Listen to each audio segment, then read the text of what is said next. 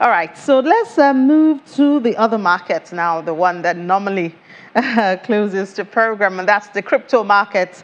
Looking at, of course, beginning with the Fear Greed Index for this morning. Is it better than yesterday? Yes or no? Let's have it on the board. We do know that yesterday, the numbers were at 20. That means that it is better than yesterday, but I don't think we do have a whole lot to celebrate because we're still at extreme fear. That's the market sentiment there. That means investors are still not very happy at this time.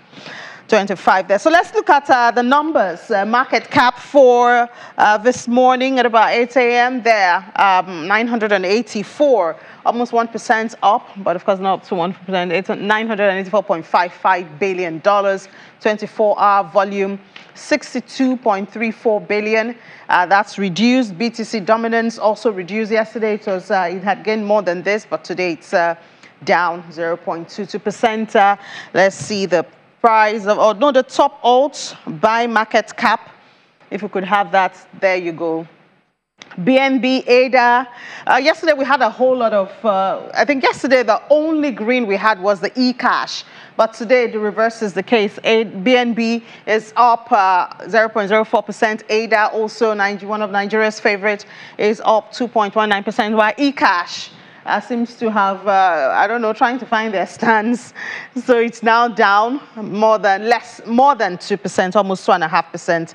XRP is also up 2.41%. BNB was actually negative yesterday. Yeah, we had a whole lot of that. So let's see the price of Bitcoin. This is as at 8 a.m. today. I know somewhere in the night I was just checking through and I saw that Bitcoin actually went to 19,000, but thankfully just before dawn it's back to 20,000, 0.35% up, and then 24-hour volume is 29.38 billion. If we could see the price of Ethereum, there you go, also doing well this morning.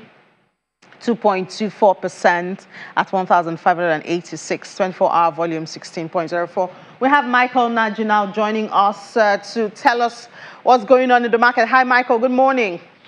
Good morning. Hi. Thanks for having me. Good to have you, Michael. What's going on in the market? One day, I mean, when we looked at the top alts by market cap, one day we had 4 of them in the red and eCash alone in the green, and then the next day is the reverse. What's going on? What are the drivers at this time? So yeah, we had the job numbers come out from the U.S. yesterday, and so basically what you had was you still had a raging job market. You still have job openings in the U.S. At the growth rate is something that we've never seen before, and so this will still force the Fed to end up having to keep on tightening and keep on trying to break the labor market. So the Fed has to keep going. So what that means for Bitcoin, it means the pain is about to hit. It's about to hit. I think we have 30 to 45 days from finding a real bottom. I think we end up somewhere closer in the teens for Bitcoin. But I think this level we're testing at 20,000, I think ultimately it breaks down. I think this is one of the last times we see it above 20,000 for a while. So I think going forward, I think the number where it wants to go at is in the mid-teens for Bitcoin, and so I think finally this weekend we might just lose this level. But the downside is going to be here. It's still coming. I don't think we rally anytime soon, but I do think in the next 30 to 45 days we do put in a 2 to 3 year bottom. That we just never go below again. I think if you're a long-term buyer or trying to actually buy and hold Bitcoin for a longer term, I think in the next 30 to 40 days, you will have opportunities that, resemble buying Bitcoin at $3,000 in the last cycle. Michael, don't break our hearts, Michael. How can you put Bitcoin at $3,000?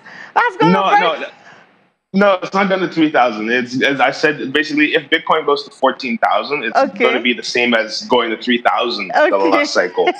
So, so that level is, I think it's a longer term buying opportunity. Some people like to quote it as a generational bottom.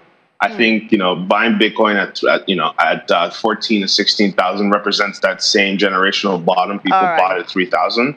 So yeah, that's something we got to look for in the next 30 to 45 days. And once that comes, that's going to be the last one for the next 2 to 3 years. So people have to be ready because the pain's about to come. And once it's done, that's going to be it. All right, Michael. Well, we'll just take your word and hope for the best, Michael. Thank you so much for sharing your thoughts with us this morning.